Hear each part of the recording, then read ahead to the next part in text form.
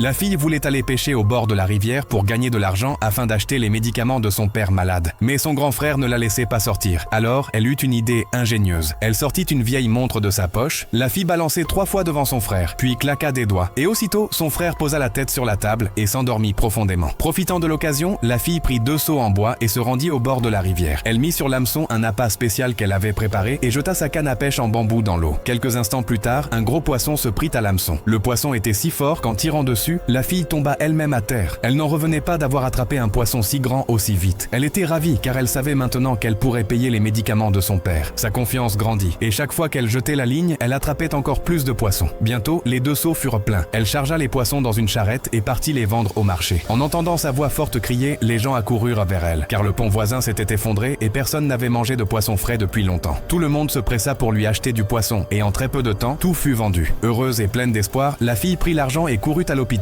pour faire soigner son père. Mais en arrivant, elle vit un voyou allongé sur le lit de son père. Son frère essaya de lui parler, mais le voyou le frappa d'un coup de poing et le fit tomber. Puis il appela ses hommes et leur ordonna de battre la famille de la fille. En voyant sa famille se faire attaquer, la colère de la fille explosa. Elle donna un coup de pied si fort dans une chaise qu'elle vola et frappa un des hommes du voyou contre le mur. Un autre homme vint pour l'attaquer, mais elle donna un coup de pied dans un seau qui lui atterrit sur la tête. Puis elle le mit à terre d'un coup de poing. Le voyou, furieux, saisit alors un bâton de bois et se jeta sur elle. La fille attrapa rapidement un pot de chambre à proximité et le lui lança dessus. Dégoûté, il commença à avoir des hauts le cœur et à vomir. Voyant cela, la fille ne put s'empêcher de rire. Puis elle saisit un grand couteau utilisé pour couper les pastèques. D'un puissant coup de pied, elle fit tomber le voyou à genoux et plaça le couteau sur son cou. Terrifié, le voyou commença à implorer son pardon. La famille de la fille regardait, stupéfaite, sans croire que leur fille si calme pouvait être aussi courageuse et forte. Ignorant ses supplications, la fille dit d'une voix ferme qu'il devait payer pour tous les dégâts qu'il avait causés. Effrayé, le voyou sortit tout son argent et le lui donna. Mais voyant que ce n'était pas suffisant, la fille l'obligea à retirer aussi sa bague.